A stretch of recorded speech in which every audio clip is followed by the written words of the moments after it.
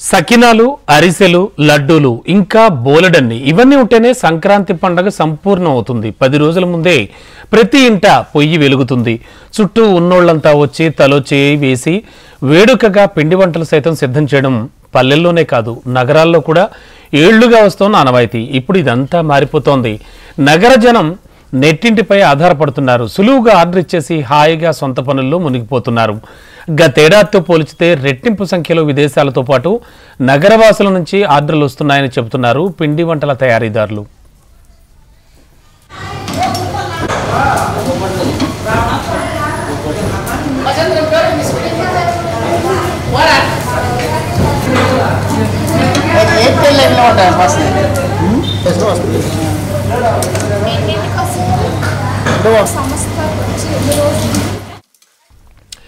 సంబరాల సంక్రాంతి వచ్చిందంటే ప్రతి ఇంట్లో సందడి వాతావరణం నెలకొంటుంది. భోగ భాగ్యాలు పిల్లా పాపలతో కళకళలాడుతాయి. గతంలో ఇంటికొచ్చిన బంధుమిత్రులకు పిండి వంటలు తయారు చేసి వడ్డించేవారు. చిన్న పెద్ద అంతా కూడా ఆయా వంటకాల తయారీలో పాలు పంచుకునేవారు. కానీ ఇప్పుడు మాత్రం ఉద్యోగాలు, వివిధ పనుల రీత్యా పిండి వంటలు చేసే తీరిక, ఓపిక ఉండట్లేదు. మార్కెట్లో లభించే వాటిపై మొగ్గు చూపుతుండటంతో పండగ వేళ మంచి డిమాండ్ ఏర్పడుతోంది.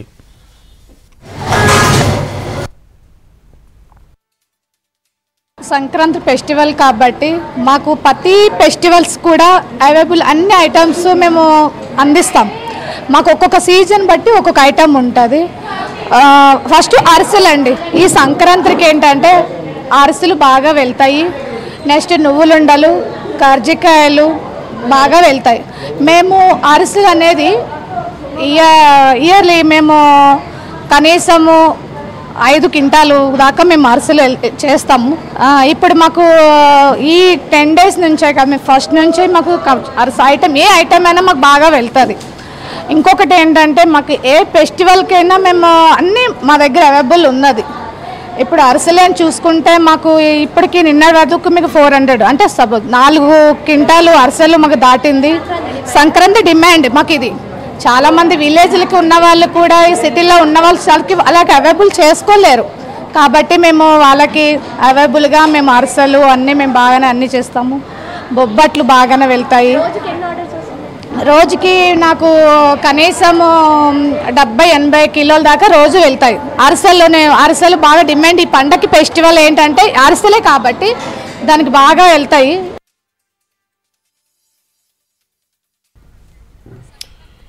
ఈ ఏడాది పిండి వంటలకు గతంలో కంటే డిమాండ్ పెరిగిందని తయారీదారులు చెబుతున్నారు. ఉద్యోగాల రీత్యా నగరాల్లో ఉండేవాళ్లు, సొంతూళ్లకు వెళ్లలేని వాళ్లు ఎక్కువగా కొంటున్నారని చెబుతున్నారు. గారెలు, ఉండ్రాళ్లు, అప్పాలు, అరిసెలకు ఎక్కువగా డిమాండ్ ఉంది. దీంతో 10 మందికి ఉపాధి లభించడంతో పాటు మంచి ఆదాయం కూడా లభిస్తోందని హర్షం వ్యక్తం చేస్తున్నారు. గతేడాదితో పోల్చితే రెట్టింపు సంఖ్యలో విదేశాలతో పాటు నగరవాసుల నుంచి ఆర్డర్స్ వస్తున్నాయని చెబుతున్నారు పిండి వంటల తయారీదారులు. గృహిణులకు కలిసి వస్తోంది. ఇంటి బాధ్యతలు అయిపోయాక ఖాళీగా ఉండలేక పిండి వంటల తయారీని వ్యాపార మార్గంగా ఎంచుకుంటున్నారు నగర గృహిణులు. కోవిడ్ సమయంలో కూడా చాలా మందికి ఇంటిని పోషించుకునేందుకు ఆదాయ వనరుగా ఉపయోగపడింది. ఏటా లక్షల సంఖ్యలో ఆర్డర్లు యుఎస్, యూకే, కెనడా, సింగపూర్ తదితర దేశాల నుంచి వస్తుండటంతో వాటి నుంచి అధిక మొత్తాన్ని ఆదాయంగా పొందుతున్నారు. సకినాల నుంచి చూస్తే చెక్కల వరకు, గారెల నుంచి అరిసెల దాకా, లడ్డూలు, వడప్పాలు ఇలా ఒక్కోదానికి కిలోకు 300 రూపాయల నుంచి 350 రూపాయల దాకా తీసుకుంటున్నట్లు నిర్వాహకులు చెబుతున్నారు. సరదాల సంక్రాంతికి లోగిళ్లన్నీ పిండి వంటలతో గుమగుమలాడుతున్నాయి. అరిసెలు, సకినాలు, గారెలు, రకరకాల స్వీట్లు నోరూరిస్తున్నాయి. పిల్ల పాపలతో ఉత్సాహంగా గడుపుతూ కొత్త కొత్త రుచులను ఆస్వాదిస్తున్నారు. ఇది ఊర్లో. కానీ నగరంలో ఉరుకుల పరుగుల జీవితంలో ఇంట్లో వంటకాలు చేసుకునే వీలుండదు. దీంతో నగరంలో ఉండే వాళ్ళందరూ కూడా మార్కెట్లో దొరికే పిండి వంటలపైన ఆధారపడుతున్నారు.